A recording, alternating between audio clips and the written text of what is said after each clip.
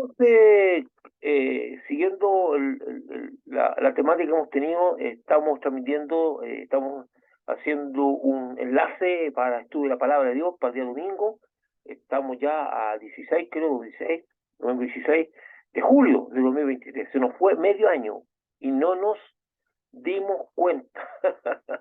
Ni siquiera nos percatamos que se nos fue, cómo se nos fue el medio año. Pero quedan muchas cosas por delante. Como dice la Biblia, parece que el tiempo, los días, las horas se hacen como más cortas, aunque eso no es así, pero es la sensación que uno tiene. Entonces me estoy metiendo acá sentar el pastor Ronald, que su esposa, nuestra querida hermana Patricia, estuvo hospitalizada hace poco, para que me tengan oración. Salió bien, porque ella está en tratamiento de cáncer, entonces eso es duro. Ahí, de aquí de Chile, me estoy metiendo conmigo, somos Reina y el pastor Oscar. Veamos. Serie de la carta del apóstol Pedro, el que estamos viendo la primera carta de Pedro, vamos al estudio 14, y el estudio 14 lo iniciamos con el capítulo 4. Vamos a leer, vamos a leer. Dice eh, en 1 Pedro 4, 4, 1 a 5. Puesto que Cristo ha padecido por nosotros en la carne, vosotros también armados del mismo pensamiento, pues quien apareció en la carne terminó con el pecado. Interesante, terminó con el pecado. No, ahí no está hablando de Cristo. Dice, puesto que Cristo ha aparecido por vosotros en la carne, hasta ahí habla de Cristo, vosotros también, ahora empieza a hablar de nosotros. Vosotros también armados del mismo pensamiento, puesto que, ahora, puesto que quien ha aparecido en la carne terminó con el pecado. O sea, el que ha estado apareciendo físicamente, su, es menos propenso, dice, a hacer pecado. Y vamos a ver eso más detalladamente. Para no vivir el tiempo que resta en la carne. Ahora estos padecimientos físicos no tienen que ver con enfermedades, no. Estamos hablando de los padecimientos físicos que tenían los creyentes en cuanto a persecución, ¿ah? En cuanto a esas cosas. Dice, para no vivir el tiempo que resta en la carne, conforme a las concupiscencias de los hombres, sino conforme a la voluntad de Dios. Toda esta lectura, sí, para que no vivir los tiempos que resta en la carne, conforme a las concupiscencias de los hombres, sino conforme a la voluntad de Dios, todo eso suena interesante, pero muchas veces la gente no lo entiende. Porque hay que detenerse a entender qué es cada cosa para poder comprender y para poder ser edificados. Entonces, baste ya el tiempo pasado para hacer lo que agrada a los gentiles, andando en lascivias, concupiscencias, embriagueces, orgías, disipación y abominables idolatrías. A esto les parece cosa extraña que vosotros no corráis con ellos en el mismo desenfreno de disolución y os ultrajan. Y es interesante porque el impacto en una sociedad completamente degradada e inmoral y que ya tenía saturado, llegó a personas que estaban hambrientas de cambios en la forma de vida. Entonces, cuando el Evangelio llegó, por ejemplo, a la sociedad romana, que era una sociedad muy libertina y que estableció un imperio, eran cosas como, se hacían cosas como las que estaban ya en el versículo anterior. Entonces, cuando fue tomado, alcanzó a algunos romanos y algunas familias. Esto fue como un aliento de vida, fue como un descanso al alma, saber que existía algo que tenía ciertos principios de vida totalmente diferentes a los esperantes. Y esa gente abrazó con una decisión fuerte el vivir la forma en que Dios establecía en su palabra, lo que Jesús había enseñado, incluso hasta el Antiguo Testamento, las leyes y se apartaron a una forma de vida que evitaba todas estas cosas, estos excesos y esta vida licenciosa. Entonces el resto de los compañeros, que en este caso se llama gentiles, sus compañeros lo empezaron a mirar extrañamente. Y ahí vamos a explicar una serie de cosas más. Dice, y estas personas ya pues, dice, los ultrajan, porque no tienen el mismo estilo de vida que tú tienes, que ellos tienen. Pero ellos, dice, darán cuenta al que está preparado para juzgar a los vivos y a los muertos. Y esto de estilo de vida, la conducta cristiana en general estos días es muy confusa. Es una conducta podríamos decir, una conducta total y absolutamente relajada. No es la misma. Entonces, nosotros algunas veces los creyentes viven igual que los no creyentes, porque ya muchos de esos principios no son tomados. Veamos entonces. Antes de empezar a estudiar estos textos de la Biblia, nos vemos en la necesidad, ¿qué es la necesidad que tenemos? Nos vemos en la necesidad de recordar algunas consideraciones importantes. La Biblia se explica por sí misma. Aunque usemos un idioma como un determinado vocabulario, con una determinada sintaxis, la forma simple, es en forma simple la correcta, es la forma correcta que se deben combinar las palabras dentro de una oración. Eso es la sintaxis. En una forma simple, estoy explicando en una forma simple, es la forma correcta en que deben combinarse las palabras dentro de una oración, donde va el verbo, donde va el sustantivo, donde va el nombre, donde va el pronombre, todas esas cosas es la sintaxis. Dice, aunque la Biblia usa un idioma, porque nosotros tenemos la Biblia en español, usa un idioma para poder ser escrita, y aunque existe un idioma con un vocabulario, con una sintaxis, con reglas gramaticales bien establecidas, etcétera, nunca este idioma por sí mismo podía expresar siempre la significancia de las expresiones bíblicas. Expresar siempre la verdadera o la correcta significancia de las expresiones bíblicas. Entonces, de hecho, la palabra fe es una palabra netamente ligada a la Biblia. Entonces, cuando una persona me dice me tengo fe, no se tiene fe, se tiene confianza. Y la palabra fe no la podemos entender como lo entiende el mundo, tenemos que entenderla como lo entiende la Biblia, como lo dice la Biblia. Entonces, la Biblia se explica por sí misma. Si yo quiero entender una palabra en la Biblia que está expresada y está traducida al idioma español, no necesariamente esa palabra tiene la misma significancia del uso común diario, del uso pedestre, como se dice, del uso vulgar, del uso del día a día. Entonces nos vemos en la necesidad de estudiar a través de la Biblia en qué contexto y en cómo se significa esa palabra. Entonces, por eso recordaremos que la palabra carne, acuérdense que aquí dice, puesto que Cristo ha aparecido por vosotros en la carne, vosotros también armados del mismo pensamiento, pues quien apareció en la carne, terminó con el pecado. Dice, para no vivir el tiempo que resta en la carne, nuevamente uso por lo menos 3 veces la palabra carne, y tenemos que entender para dónde apunta. Por eso recordemos que la palabra carne en la Biblia tiene diferentes connotaciones.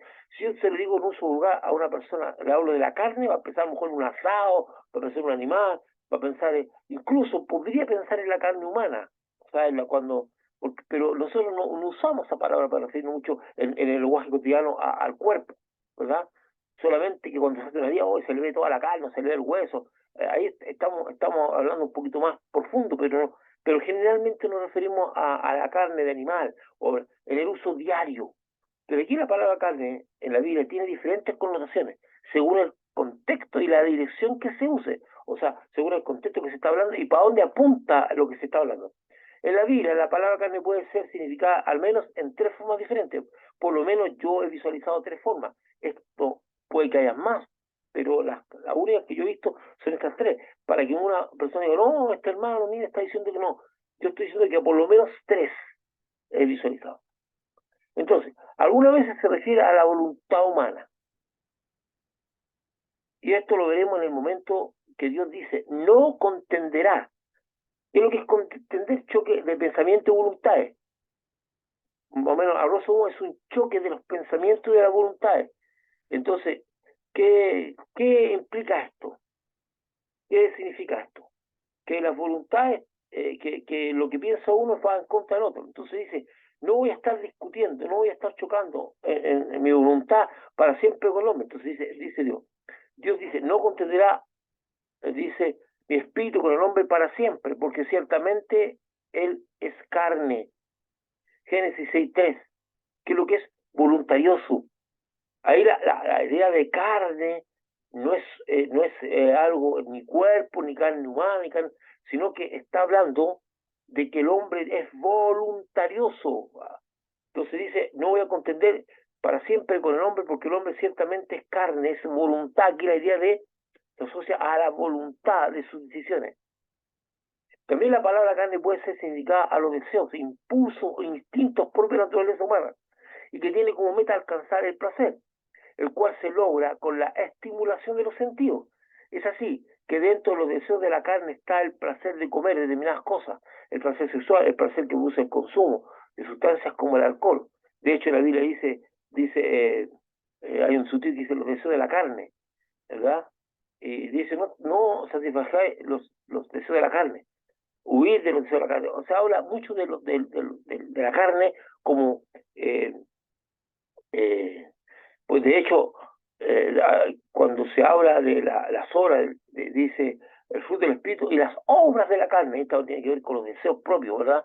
Entonces, ahí estamos hablando de los impulsos que vienen con la sexualidad, a lo mejor con la gula, con la tendencia al coco, con la tendencia al juego, todo aquello que produce placer y que estimula los sentidos, porque los sentidos se desarrollan en la carne. ¿Y cuáles son estos sentidos?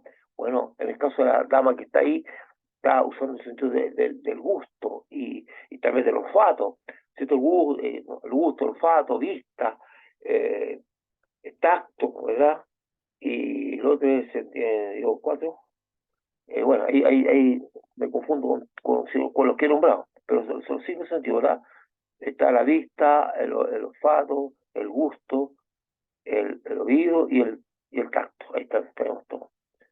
Entonces, la estimulación de estos sentidos puede producir placer, escuchar algo agradable, ver algo interesante, atractivo, degustar algo que me guste, palpar alguna cosa. De hecho, cuando hay un niño que dice que gozo nos da cuando vemos un tierno niño, tocar su piel gozo nos da, pero es mejor la dulce calma. ¿Entiendes? Entonces, está hablando de que hay cosas que nos producen placer al tacto, por ejemplo, hay cosas como la seda, hay otras cosas más, hay olores que nos agradan, incluso olores que son estimulantes hacia una actividad, por ejemplo, un rico olor a comida, ¡pum!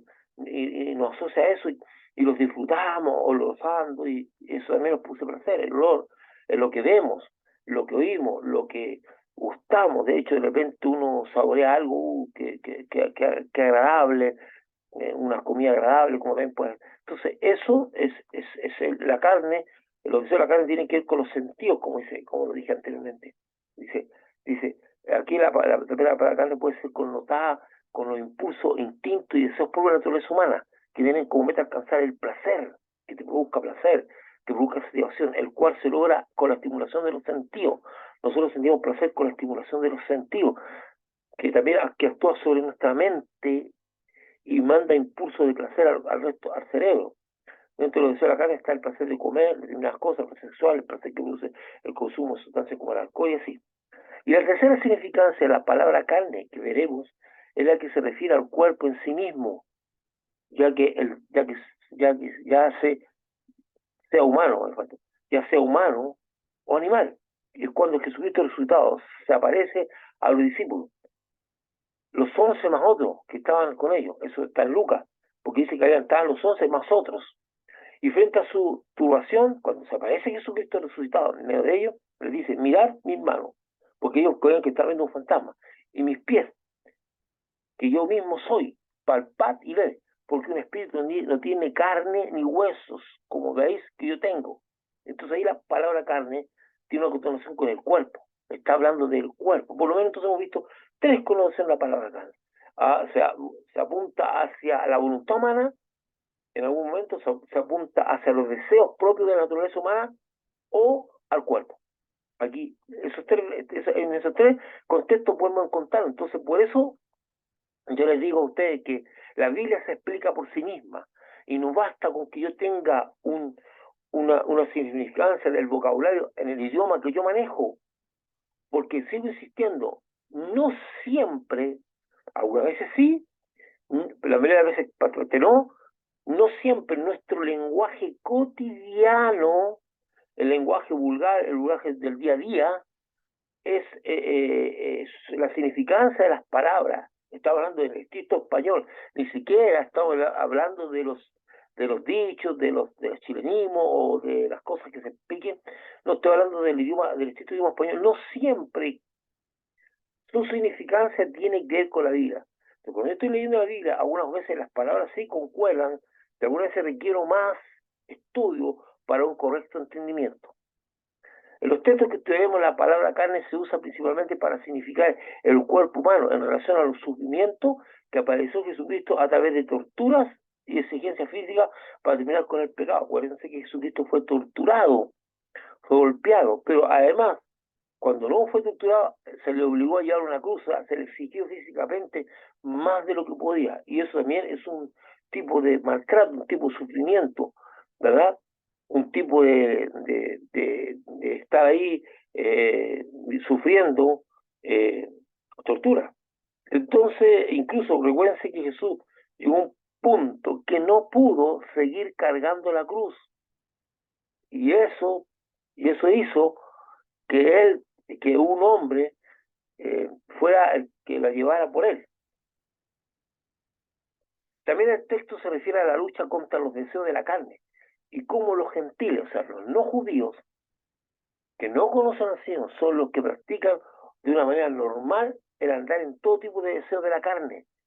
Y se sorprenden porque los creyentes no hagan lo mismo. Entonces ahí empieza. Ahora, normalmente ya Pedro, que es el apóstol que esta carta, cuando se refiere a los gentiles, se está refiriendo prácticamente al mundo sin Dios, porque también habían personas gentiles, como le decía, que se habían convertido a Dios, porque gentil es el término que usan los judíos para referirse a los no judíos en esa época. Actualmente también usan una cosa parecida, pero personas que no tienen costumbre judía, que no practican, que no son judíos en su forma de vivir ni ser. Pero ahora esta explicación también guarda relación a los creyentes, a los que un día vivían en un mundo gentil, en un mundo sin Dios y ahora son con Dios. Entonces la idea real, para poder entender que inicialmente la palabra gentil se aplica a los no judíos, ahora estaríamos hablando en este contexto que la palabra se aplica a los no creyentes. O sea, que pueden ser, o sea, que las personas que son creyentes pueden ser judíos o gentiles que se convirtieron. Entonces vamos al primer versículo. Puesto que Cristo apareció por nosotros en la carne, vosotros también armados del mismo pensamiento. Porque Él apareció en la carne y terminó con el pecado. ¿Verdad? Entonces, este texto dice que como Jesucristo padeció en la carne por nosotros, y cuando dice padeció en la carne por nosotros, es porque a través de su padecimiento nosotros tuvimos el favor de Dios. Fue sacrificado, fue golpeado, torturado y muerto en la cruz para favor nuestro. Él padeció en la carne, padeció físicamente, y de hecho un padecimiento extremo, a punto que su cuerpo estaba en una masa, como dije anteriormente, irreconocible en la cruz, producto de los látigos que golpearon su carne y arrancaron trozos de ella, o hacían grandes surcos, la corona que destrozó su cara y su frente, y una serie de cosas más. Ahora nosotros debemos tener la misma manera de pensar. ¿Qué es lo que apuntaba Cristo? Jesucristo decía, esta muerte, este padecimiento, este sufrimiento que estoy viendo yo, es en pago de todos los pecados de la persona. Entonces mi meta es cumplir con esto, este padecimiento hasta la muerte, para bendecir a otros. Ese es el pensamiento que tenía Jesucristo. O sea, estoy padeciendo en función de una meta, la salvación del mundo. Eso. Entonces dice, tenga el mismo pensamiento que tiene Jesús, un pensamiento que apunta hacia un objetivo. Entonces ahora nosotros debemos tener la misma manera de pensar con respecto a entender que el padecer sufrimiento en el cuerpo, como lo hizo Jesucristo, nos aleja del pecado cada vez más. No deja el pecado cada vez más, porque ese sufrimiento hace que nuestro ser esté constantemente siendo tratado, porque la carne está siendo vencida, pero no se trata de cualquier padecimiento. No se trata de, ay, que yo sufro por esto, por esto, no, está hablando de los padecimientos a causa de Cristo, a causa de la persecución. Es un padecimiento por la fe. No tiene que ver con enfermedad, no tiene que ver con problemas de dinero, no tiene que ver por tener enemigos, personas, tiene que ver por persecución a causa de la fe, padecimientos físicos que se viven a causa de la fe, a causa de lo que yo represento, a lo que yo soy. Entonces eso me va alejando más del pecado porque me compromete más con Cristo. Ese padecimiento, porque la causa del padecimiento es Jesucristo. Y yo apunto mi meta esa hacia que la vida, que yo cada día me aleje más de la vida de pecado. En 1 Pedro 4:2 dice, para no vivir el tiempo que resta en la carne, cuando dice el tiempo resta, lo que me queda de vida, conforme a las concupiscencias de los hombres, sino conforme a la voluntad de Dios, ¿verdad? Vamos a ver el 4:2 más. Dice, este texto dice que como Jesucristo padeció en la carne, perdón, vamos para abajo. Dice, aquí la palabra carne se usa en una connotación distinta a la anterior, porque habla de vivir el tiempo que resta conforme a la voluntad de Dios, y no siguiendo los deseos de nuestra propia voluntad, sino viviendo en la voluntad de Dios. Claro, entonces aquí la palabra carne apunta a la voluntad a la palabra voluntad, dice, para no vivir el tiempo que resta en la carne, conforme a las concupiscencias del hombre, sino conforme a la voluntad de Dios. Entonces, al decir la voluntad de Dios, quiere decir que lo otro es vivir a la voluntad del hombre. Entonces, para no vivir el resto del tiempo en la carne, o sea, en mi propia voluntad, en mis propios deseos, en lo que yo quiero, ignorando a Dios. Si no, dice, vamos a vivir el resto del tiempo siguiendo que nos resta la vida conforme a la voluntad de Dios. Y para eso tenemos que conocerla y para eso tenemos que estudiar la palabra de Dios, como lo estamos haciendo ahora. Y la Biblia dice, pues la voluntad de Dios que apartéis de esto, aquí acá. O sea, la voluntad de Dios está explícitamente establecida en la palabra de Dios o la escritura o la Biblia, como lo decimos. Aquí la palabra carne se usa en una connotación distinta a la anterior, como dije, porque habla de vivir el tiempo que resta conforme a la voluntad de Dios, o sea, el resto que es el tiempo que me resta de vida, porque toda persona tiene un tiempo en que conoce al Señor. Puede ser temprana edad, o puede ser ya a mediana edad, o ya una avanzada edad. Pero le va a quedar tiempo que resta. Bueno, también existen excepciones a la regla de personas que están casi moribundas o están y han sido heridos y tienen un pacto con Dios, ¿verdad? Eso se ha demostrado muchas veces, ¿verdad? Y no siguiendo los deseos de nuestra propia voluntad, sino viviendo en la voluntad de Dios. Aquí tenemos el gran problema, y es lo que yo le quiero decir una vez más. No existe ofrenda mayor que pueda entregar el hombre a Dios que rendir su voluntad en la cruz del Calvario. Rendir la voluntad en el altar del Señor. Porque eso es lo más grande que vamos a entregar. Aunque nosotros tenemos la tendencia de poner nuestra voluntad en el altar y de vez en cuando la tomamos de nuevo, no de vez en cuando, constantemente la estamos retomando y no la llevamos. Entonces vamos. Concupiscencia, ¿qué significa concupiscencia? Deseo de bienes terrenos y en especial apetito desordenado de placeres deshonestos. Eso es la definición de la RAE, de la Real Academia Española, del diccionario. Pero la concupiscencia tiene que ver con un deseo exacerbado de placeres y deleites, en los cuales se encuentra comida, sexo, se encuentra fiestas orgiásticas, todas esas cosas. Se nos dice que quiero hacer una fiesta es una reunión de compañerismo. No toda fiesta es mala, por si acaso. No, son reuniones. No toda persona que baila es un pecador. De hecho, los cristianos que llegaron a Estados Unidos que llegaron los primeros cristianos a Estados Unidos eran buenos para bailar esa música country y todas esas cosas, y hacían fiesta y baile, y se reunían. O sea, no hay nada de pecaminoso. De alguna vez la cultura, lo cultural, la gente tiende a llamar pecaminoso porque si tú vas ambientes, o sea, hay ambientes de fiesta que son malignos, pues son nefastos, que ahí se ve de todo tipo de cosas, agarrón indebido, infidelidad y una serie de cosas. Pero eso tiene que ver, por eso digo, no tiene que ver con lo que es fiesta, tiene que ver con lo que es conducta. Entonces, cuando nosotros tenemos que analizar algo, tenemos que analizarlo desde el punto de vista de los mandamientos de Dios. No hay ni un mandamiento que dice no irás a fiestas, no hay ni un mandamiento que dice no bailarás. No, hay mandamientos que dicen cómo debemos comportarnos en cada tipo de circunstancia, conforme a Dios. Pero la gente creyente tiende a asociar pecado con acontecimientos o situaciones. Y eso es aberrante. Y contrario a los que nosotros tenemos que tomar la escritura, los mandamientos y los mandatos de Cristo, y esas cosas es las que tenemos que seguir. No tenemos que seguir lo que creen las personas de lo que es correcto o no, sino que debemos seguir a Cristo.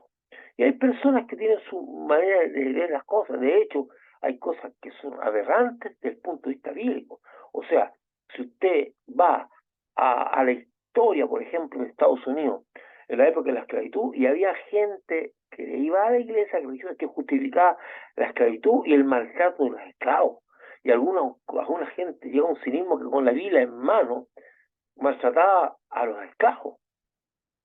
O sea, y usaba textos de la Biblia, o sea, que no tenían nada que ver con lo que estaba haciendo, sino que era su visión eh, totalmente distorsionada.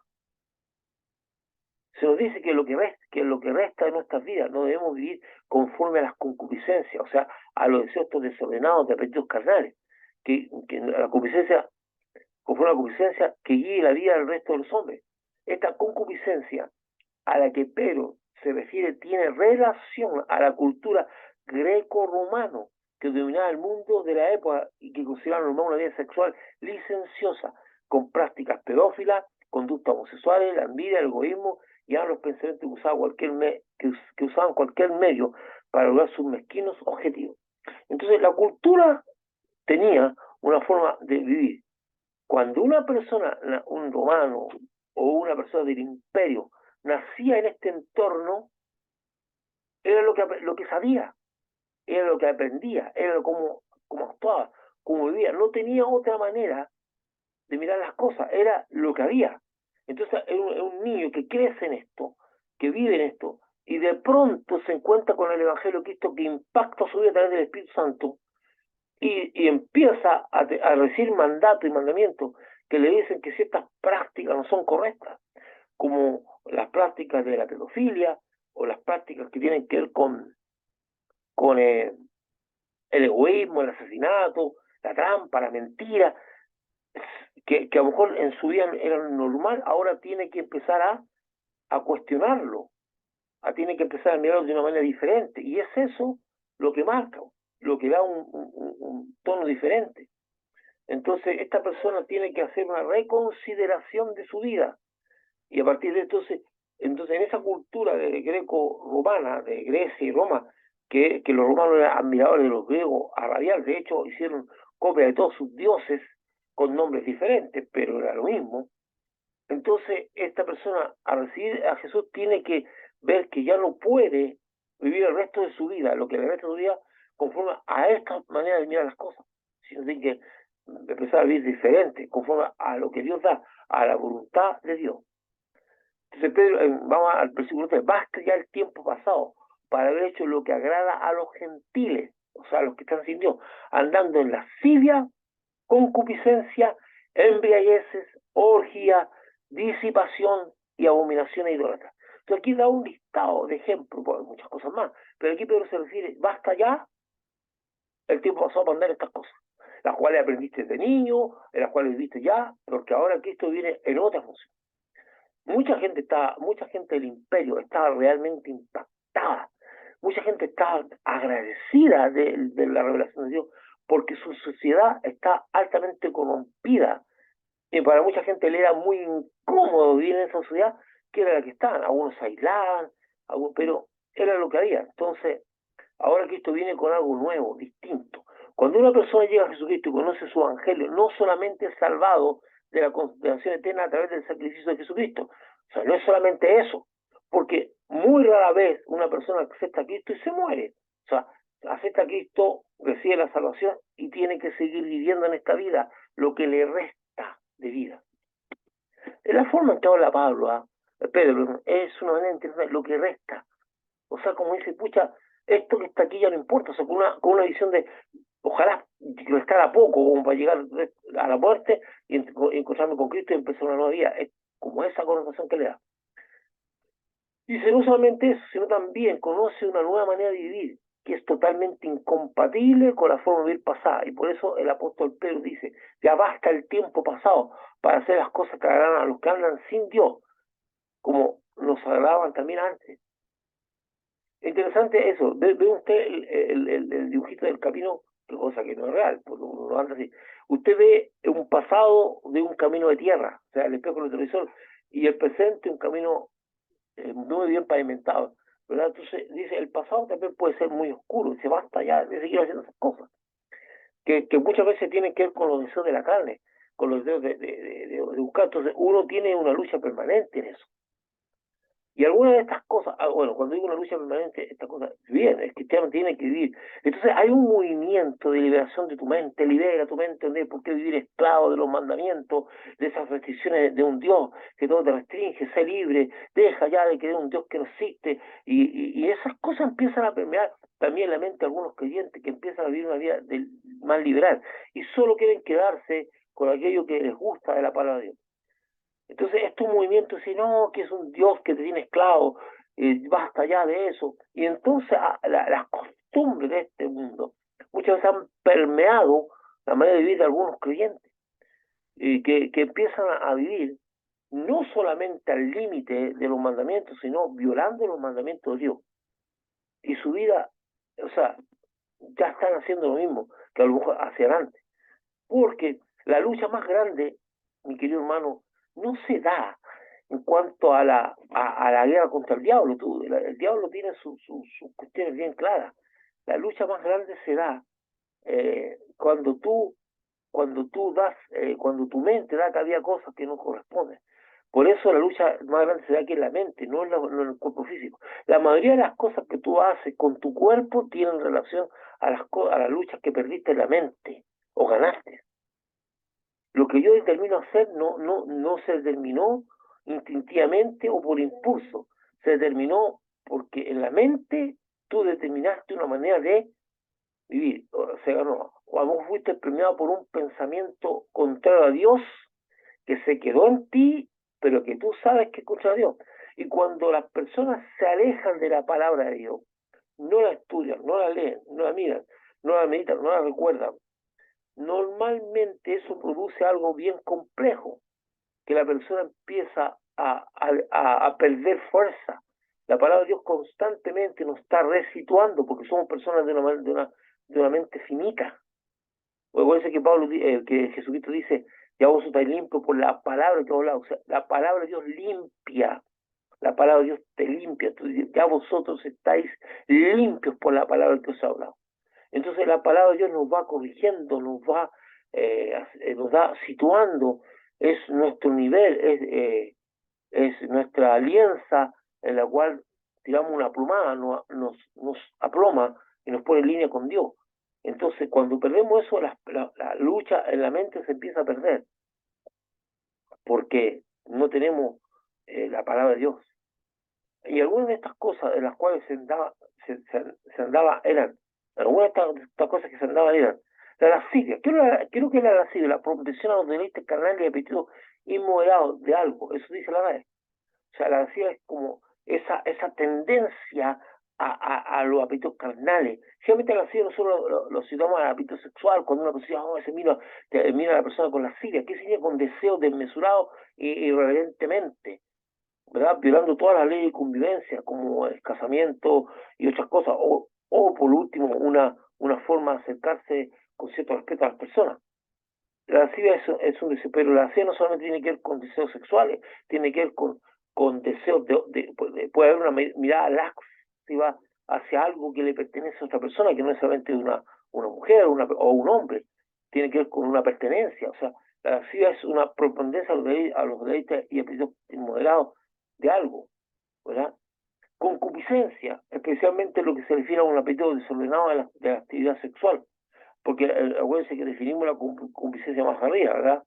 Ahí dice concupiscencia, deseo de bienes terrenos, o sea, apetito desordenado de placeres, ¿verdad? Eh, entonces dice concupiscencia, especialmente lo que se refiere a un apetito desordenado de la actividad sexual, principalmente la concupiscencia apuntaba a eso, que era lo que más persona tenía. Dice, embriagueces. ¿Qué es lo que es la embriaguez? Es la borrachera, po. La perturbación pasajera, dice según la RAE, embriaguez significa perturbación pasajera, producida por la ingesta excesiva de bebida alcohólica. O sea, está perturbado, como la foto que la persona que va detrás de esa dama, es una escala, ve todo nublado, ve todo así raro. Y la persona empieza a perder los sentidos, y la persona empieza a perder la capacidad de voluntad, y muchos borrachos no se acuerdan de lo que hicieron o de lo que dijeron. o los líos que se metieron. ¿Por qué? Porque la persona empieza a perder la capacidad. Entonces, y la embriaguez era una cuestión constante de la vida de estas personas. Dice, que lo lleva a la pérdida del control de los sentidos, por la embriaguez, cuando dice que la embriaguez que lo lleva a la pérdida del control de los sentidos. Es cierto, ya la persona no puede muchas veces ni pararse, ni caminar, ni escucha bien, ni habla bien, ni se expresa. Está sujeto a muchas cosas y a cometer tonteras y a deshonrar a Dios. Por eso, por eso hay una prohibición explícita al, al sacerdote de ingerir alcohol. Los sacerdotes no podían ingerir alcohol, no podían ingerir nada, ningún. ¿Por qué? Dice, no, porque siempre tenían que estar aptos para discernir lo santo de lo profano, ¿verdad? Lo santo de lo correcto. Y muchas veces, si el, si el, si el, si el sacerdote o el que hacía el día o el que guía al pueblo de Dios está atado, o sea, está en condición de afecto alcohólico, puede empezar a encontrar lo bueno malo y lo malo bueno, o puede ponerse licencioso, permisivo. Eso es lo que pasa. ¿Por qué? Porque no está discerniendo bien. Entonces, dice, basta ya de vivir en borracheras permanentes, en embriaguez, o sea, en borracheras. De hecho, ninguna persona debe negarse. Si usted consume, yo no estoy hablando que consumir vino sea malo, algunos ¿por qué la Biblia no lo dice?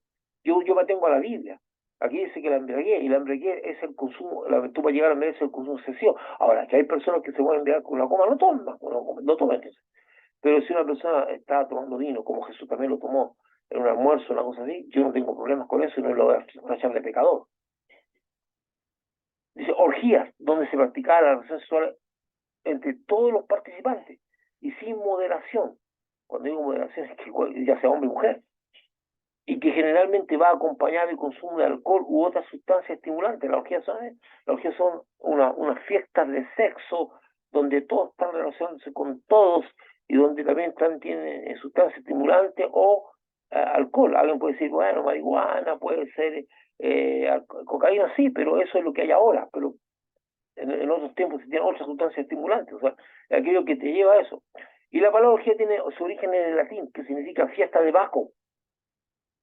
¿Y quién es? De ahí vienen las bacanales, esa fiesta donde hay de todo, pasa todo. ¿Ah? Entonces, el Baco, también conocido como Dioniso en Grecia, dios de la fertilidad y del vino. Entonces, las bacanales, como en Sabudo, hacían fiestas de orgías sexuales en los campos para fertilizar la tierra y bebían y todo, porque esos dioses veían a bendecir la tierra y a haber prosperidad y a haber fertilidad y a haber abundancia agrícola. Y de hecho el pueblo israelita practicó mucho estas cosas, que Baal también tenía esas fiestas de sexo y de alcohol. Entonces, ¿cuál es el fondo de eso? Que en el caso de los pueblos israelitas, que es lo que confronta en un momento dado Elías, es cuando le dice, ¿hasta cuándo claudicarían dos dioses? Porque el pueblo israelita tenía una cosa increíble, se iba a las fiestas, a las bacanales, a las fiestas estas del campo, a participar en las orgías en honor a Baal, y haciendo todo este tipo de cosas, sexo en el campo totalmente desordenado, orgía y con pelea de alcohol, para después se presentar en el templo de Dios con una ofrenda. O sea, es como el agua y el vinagre, o sea, o el agua y el aceite. No hay una cosa que los pueda unir, no. Entonces, no es. Entonces, aquí dice, basta el tiempo de practicar orgías. Dice, y de último dice, y abominación idólatra, o sea, despreciar el acto de adoración a ídolo de imagen. ¿Y cómo un despreciable acto de adoración? Bueno, hubo un momento en que hasta los niños se quemaban vivos para agradar a los dioses o haciendo cosas que son completamente nefastas, o sea, y los romanos también tenían lo suyo y las personas de ese tiempo. Entonces, Pedro está diciendo, basta ya de todas estas cosas. ¿Basta ya de qué? Dice, basta ya dice, que ya va a estar el tiempo pasado para andar en esto. ¿En qué andaban? Dice, bueno, las concupiscencia, lascivia, embriagueces, orgía, disipación, perdón, me faltó la disipación, que es desperdiciar y malgastar los bienes u otra cosa, según la RAE. Cuando anda en disipación, eso yo estoy más gastando lo que tengo, ya sean mis bienes, mis recursos, mi propia vida, la disipo. Entonces basta ya de eso, de disipación y abominación idólatra. Vamos, entonces, es lo que Pedro está diciendo, ahora hay algo nuevo, ya no andamos así, andamos de esta manera. Entonces, el 4 y el 5 dice, y a esto les parece cosa extraña que vosotros no corráis con ellos, está hablando de los gentiles que los miraban con extrañeza, que no corráis con ellos en el mismo desenfreno de disolución, disoluto, y os ultrajan. Disoluto es disolver, disoluto es andar una vida que no produce, que se va, que es una vida que está solamente destinada a satisfacer lo que es animal, lo que es carnal, los placeres. Y os ultrajan, pero ellos darán cuenta al que está preparado para juzgar a los vivos y a los muertos. Disolución es relajación de la vida y de costumbre. Eso es. Una vida disoluta es una vida relajada de vida y costumbre. Esta persona que no conoce a Dios y no ha recibido a Jesucristo y su evangelio, les parece extraño que los creyentes de Jesucristo no tengan la vida disoluta practicando dichas cosas, dichas anteriormente, practicando esas cosas dichas anteriormente en el versículo 3, ¿verdad? Orgía, embriagueces, lascivia, todo eso. Los verdaderos creyentes de Jesucristo, no los que usan el cristianismo como pretexto para establecer su religión, no imponen a los demás su manera de querer vivir. Sí, alguien puede decir, oye, pero cuando estuvo una iglesia católica, genera reglas que la gente no podía salirse de eso, y dice, sí, porque eso no está basado en la Biblia. Dice, porque los verdaderos creyentes en Jesucristo, no los que usan el cristianismo como pretexto para establecer su religión, porque no les importa ni siquiera la palabra de Jesucristo, sino les interesa el dominio de usar la religión, la sensibilidad religiosa o de fe que tienen las personas, la necesidad de una fe que tienen las personas para establecer ciertas condiciones, que las personas seguían, ¿no? ¿Verdad? Y que al final se transformaba en un dominio político de la vida, más que una fe de un modo de vida. Lo verdad es que no imponen a los demás su manera de querer vivir, aunque conforme al mandato de Jesucristo prediquemos el arrepentimiento del pecado. O sea, yo no impongo que las personas deben hacer ciertas cosas, pero yo voy a predicar que algunas cosas están prohibidas por la Biblia. Entonces, los cristianos no imponen, como dice, con excepción de aquellos que han usado la religión y que no son creyentes realmente.